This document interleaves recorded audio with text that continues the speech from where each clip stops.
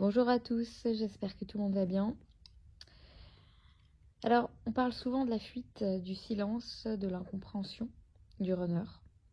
On va souvent le décrire comme celui qui part, celui qui ne veut pas voir, celui qui rejette le lien. Mais que se passe-t-il vraiment quand le runner commence à se réveiller? Quand les masques tombent, quand le mental n'a plus la force de résister, quand l'âme appelle si fort qu'il ne peut plus faire semblant. Aujourd'hui, je vous amène dans les coulisses d'un processus méconnu mais extrêmement bouleversant, le réveil du runner. Étape par étape, on va donc explorer ce qui se passe dans son cœur, dans sa tête, dans son âme, jusqu'au moment où il va comprendre qu'il ne pourra en effet plus jamais oublier ce lien. Premièrement, nous avons l'étape numéro 1. Cela va commencer par un inconfort intérieur. Qu'est-ce qui se passe concrètement? Le runner commence à ressentir un mal-être diffus. La vie qu'il s'est construite pendant la fuite ne le nourrit plus. Ce n'est pas encore clairement relié à sa flamme jumelle, mais plutôt à un vide qui va comme le ronger. Alors dans ces moments-là, il peut se sentir déprimé sans comprendre vraiment pourquoi. Il peut ressentir que quelque chose cloche dans ses choix, dans ses relations, dans son environnement, dans sa vie de façon générale. Le runner peut alors devenir irritable, instable ou au contraire amorphe. Bien sûr qu'il va penser parfois à sa flamme jumelle, mais à ce stade, il va rejeter rapidement cette pensée. Il va commencer à ressentir une perte de sens, voire une sorte de nostalgie inexplicable. À ce stade, l'âme pousse doucement pour qu'il se reconnecte, mais l'ego résiste encore. Deuxièmement, on va passer dans l'étape où il sera question de rappel incontrôlable. Qu'est-ce qui se passe? Il commence à y avoir des signes extérieurs, des pensées répétitives qui vont venir faire surface. À ce stade, le runner va commencer à être littéralement harcelé par des synchronicités. Concrètement, il va voir le prénom de son chaser de partout. Il va rêver bien plus souvent de lui ou d'elle, parfois de manière très intense. Il sera question de chansons, de lieux, de souvenirs qui vont revenir constamment. Il va tomber par hasard sur une photo, sur un message ou un objet qui va être lié à sa flamme jumelle. Il va ressentir des pics d'émotions qu'il ne comprend pas. Tout d'un coup, il va être question de tristesse au point d'avoir envie de pleurer, sans raison apparente, des palpitations, une envie de contact avec l'autre. À ce stade, le runner commence à se demander s'il n'est pas en train de perdre pied, ou s'il y a quelque chose d'inachevé. Troisièmement, on va avoir l'appel du cœur. Qu'est-ce qui se passe? À ce stade-là, le runner ne peut plus ignorer le lien. Son cœur commence à parler plus fort que son mental. Il sent et il reconnaît que ce lien est effectivement unique.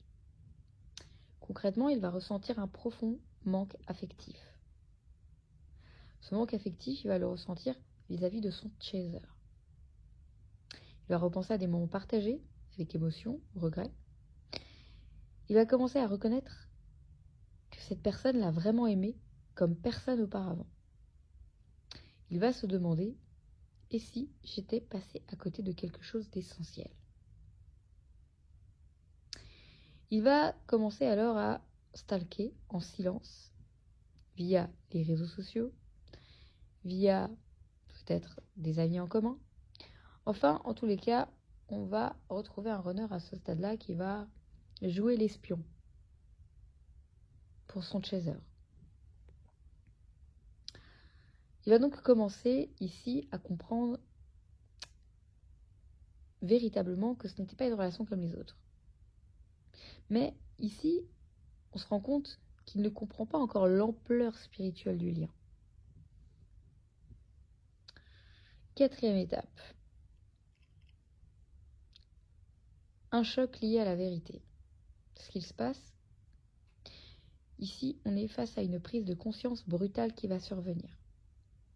Cela peut être déclenché par un événement extérieur, une rupture dans sa vie, une maladie, un burn-out, un choc émotionnel, une perte d'emploi, peu importe. Ou ça peut être lié à un moment de lucidité spirituelle. Donc concrètement, à ce stade, le runner comprend que personne d'autre ne résonne aussi profondément en lui que sa flamme jumelle. Il va réaliser qu'il s'est menti à lui-même en rejetant la relation. Il peut, à ce stade, tomber sur du contenu qui va parler du lien de flamme jumelle et là, avoir un électrochoc. Là, il peut tout d'un coup se réveiller en se disant « mais c'est exactement ça ». À ce stade, il va donc ressentir comme une vague de culpabilité, voire de panique. Mais bon sang, pourquoi j'ai fui? Pourquoi j'ai fait ça? Ici, l'ego commence à s'effondrer. On est dans la partie où l'âme du runner va commencer à reprendre le dessus. Cinquièmement, il est question de remise en question existentielle. Ce qui se passe, le runner va entrer dans un processus profond de remise en question. Il cherche à comprendre le sens de sa vie, de ses choix et du lien. Concrètement, il remet en cause sa carrière, ses fréquentations, ses engagements. Il peut tout d'un coup ressentir un profond besoin d'isolement. Il a besoin d'entreprendre une thérapie. Ou en tous les cas, il va se diriger vers le développement personnel. On remarque qu'à ce stade, il va commencer à s'éveiller à la spiritualité. Souvent à travers des contenus qui vont être liés à l'éveil, au karma ou même au lien d'âme. En tous les cas, il va ressentir un besoin de vérité et d'authenticité. À ce stade, il a besoin de se reconnecter avec lui-même. Et il va ressentir que cela passe par la reconnaissance du lien avec sa flamme jumelle. Sixièmement, il est question de désir de reconnexion. Ce qu'il se passe à ce stade, le runner est prêt, ou presque, à faire un pas vers son chaser. Alors, ce n'est pas encore un retour concret à 100%, mais la barrière du cœur, ici, est enfin tombée. Concrètement, il va chercher un moyen d'entrer en contact avec son chaser, parfois de manière détournée. Des messages indirects, des likes, des hasards organisés, entre guillemets. Il peut aussi envoyer un petit message banal, mais porteur d'un grand point intérieur. Coucou, comment ça va? Envoyer une petite photo. Enfin, quelque chose qui paraît anodin, mais qui ne l'est en réalité pas du tout. Le runner va donc ressentir un mélange de peur, de honte, d'excitation et de soulagement. Il va se dire « je dois réparer, je dois lui parler. Je ne peux plus faire comme si il ou elle n'existait pas. » En tout cas, à ce stade, l'éveil commence à être réel. Le runner comprend que ce lien est une clé de transformation personnelle. Et à partir de là, ce n'est plus le mental qui contrôle, mais c'est bel et bien l'amour qui va l'appeler. Je vous remercie à tous pour votre écoute, pour votre confiance. Je vous remercie d'être là, toujours, fidèle au poste. Votre énergie, je la ressens et elle est vraiment extraordinaire pour moi. Sachez que chaque relation de flamme jumelle est unique. Alors oui, on va retrouver des façons d'agir qui vont être similaires, que ce soit du côté des chasers comme du runner. Mais vous avez chacun votre propre parcours. Vous êtes chacun différent à votre façon. Et c'est ça qui fait la beauté de toute cette diversité. Donc, j'essaye de vous apporter un maximum d'informations à travers des informations qui vont être générales.